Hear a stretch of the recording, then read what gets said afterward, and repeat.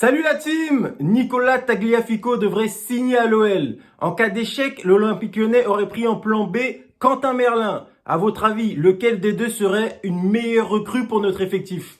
On en parle tout de suite. T'es sur JS Team OL. Si la vidéo te plaît, n'oublie pas de t'abonner en bas et de lâcher le petit pouce bleu. Allez, c'est parti, let's go!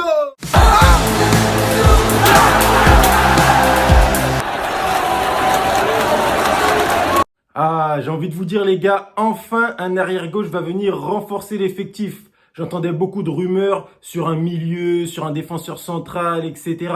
Mais pour moi, la priorité, c'était d'avoir un arrière-gauche. Je me voyais pas faire toute la saison avec Enrique. Non, franchement déjà, c'est rassurant. Maintenant, d'un côté, on a Nicolas Tagliafico, international argentin qui joue à l'Ajax avec un bon petit palmarès et de l'expérience à apporter. Et de l'autre, on a Quentin Merlin, jeune joueur du FC Nantes, 20 ans, très prometteur, qui a notamment gagné la saison dernière la Coupe de France avec Antoine Comboiré. Maintenant, la question, c'est lequel des deux serait la meilleure option pour l'OL? Dites-moi ce que vous en pensez dans les commentaires. Mais après moi, perso, si je dois donner mon avis, je me serais plus orienté vers Quentin Merlin. Après, oui, je sais, vous allez me dire Nicolas Tagliafico, il a de l'expérience, il a déjà fait ses preuves, etc.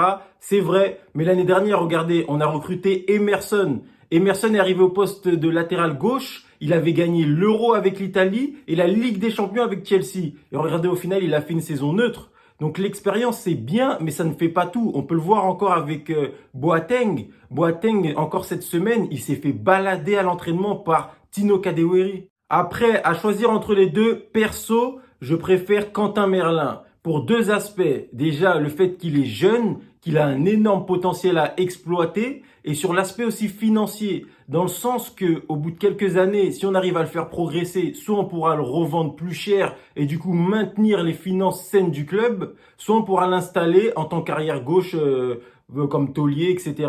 De l'autre côté, tu as Nicolas Tagliafico qui a déjà 29 ans, qui n'est plus à son prime, il est plutôt sur la pente descendante. Après, attention, ça reste quand même un bon joueur. Hein. Attention, international argentin, il va jouer la Coupe du Monde, donc attention.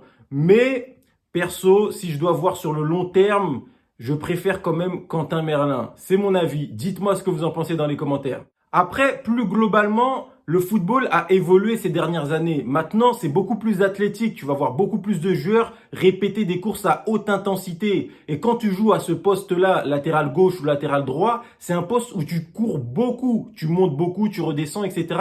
Du coup, il te faut du coffre. Et plus t'es jeune, plus t'as de coffre. C'est normal. Même au niveau du schéma de jeu de Peter Bosz. Peter Bosz aime bien jouer haut. Du coup, il nous faut des défenseurs rapides. Moi, perso, j'aurais préféré avoir Malacia. J'avais fait une vidéo là-dessus, mais bon, on connaît tous la fin de l'histoire.